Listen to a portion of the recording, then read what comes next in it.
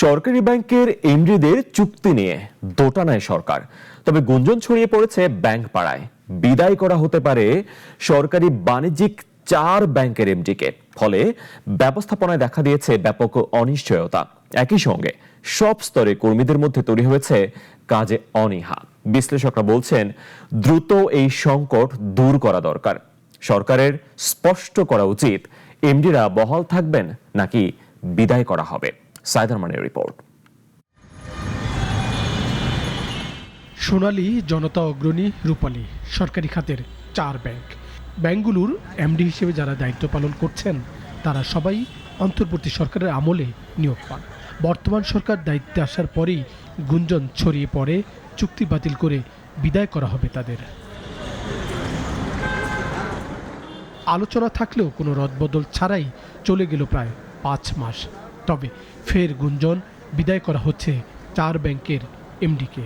ফলে মানসিক চাপে এমডিরা, আর এতে ব্যাংকের কর্মকাণ্ডেও তৈরি হয়েছে অনিশ্চয়তা। সব স্তরের কর্মীদের কাজে তৈরি হয়েছে অনীহা। এগুলোকে আনসার্টেনিটির মধ্যে রাখতে নাই, এটা যত দ্রুত সময় এটা করে দেয় ভালো, যাতে করে সবাই তাদের কাজে কর্মে মনোনিবেশ করতে পারে। কারণ এটা যদি দ্রুত এটা ডিক্লেয়ার না করে, তাহলে একদিকে টপ ম্যানেজমেন্ট আপনার ইনএফেক্টিভ থাকবে, কাজে কর্মে মন দিবে না। অন্যদিকে টপ ম্যানেজমেন্ট ইনএফেক্টিভ থাকলে আপনার লোয়ার ম্যানেজমেন্টও অতটা কাজকর্ম করে না। সুতরাং পুরো ব্যাংকের জন্য এটা খারাপ। বর্তমানে সোনালী ব্যাংকের এমডি শওকত আলী, জনতায় রয়েছে মুজিবুর রহমান, অগ্রণীর এমডি আনোয়ারুল ইসলাম ও রূপালীর দায়িত্বে ওয়াহিদুল ইসলাম। সংশ্লিষ্টরা বলছেন, সরকার কিছুটা দোটানায় কোন পদক্ষেপ নেবে।